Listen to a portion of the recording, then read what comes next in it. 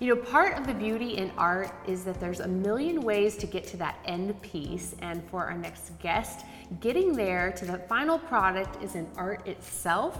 I am here with Anne-Marie Vankis in her studio here in Winter Street, and we're down on the ground because this is how you paint. So, But tell everybody, why is your pathway to getting what we see here different from everybody else's? Well, actually, why it's different is my brain is actually made differently. It's the way I believe they're called synapses, the way they travel. You get the information from outside stimulus and it kind of translates into something visual or what's in your mind. It's like, I guess it's the same way your mind would process like language. Okay. Or like you hear something and then you answer back in the same language or whatever. Right. Now it has a name. Synesthesia. Okay, I was gonna make her say it. Yes. Okay, so, and that is one pathway is impacted, or basically talks to another pathway. And so in yours is what, hearing, and that helps you see things, right? Okay. Yeah. So take us through the process. Well, generally, when I decide I want to paint something or create something, I usually start with an emotion, a feeling, anger, or whatever I'm going through. Like painting has always been a type of therapy for me since I was a child. I've been doing this my whole life. So now what I do is I get basically a type of a playlist that matches whatever emotion is going on with me. If it's anger, if it's sadness or happiness, or I'm feeling like inspired by love or romantic feelings, I get all these songs together and on Pandora.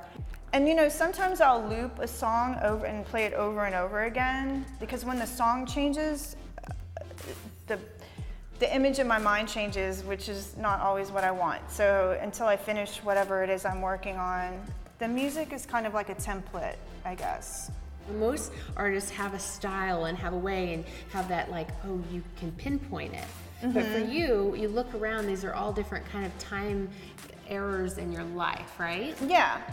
So it's like 50 different points of my life. Some of these I've painted when I was in college, and different periods in my life, and I've moved on since then, and so I'm not in that same place. So it's really hard to duplicate it. And I like to say, like, music is kind of the soundtrack of my life. I can actually look at some of the paintings I did a long time ago, and I'll know exactly what songs I was listening to. Right. Because it's like in my mind, I'm like literally there. And I like ballads because they tell a story. It translates in my mind, it mixes with the emotions, and then I can just put it down on the canvas.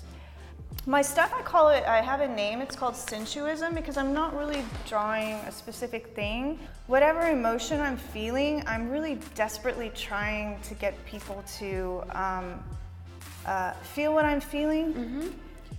And what I think is so interesting is you didn't realize that you had this for what, 2 years ago is when you realized? Yeah, a Greek professor of art said, you have synesthesia, and she has it also, and she said you should Google it because that's you. And it was a breakthrough for me because I didn't know that I had this kind of thing. You thought it was normal. Right. Because you never knew anything different. Right. I'm a beginning, middle, and end person. I feel like if it's not finished, it bugs me. And one of the concerns is if I come back to the canvas, I won't be in that same frame of mind, and it's gonna damage, or the end result is not gonna be what I want.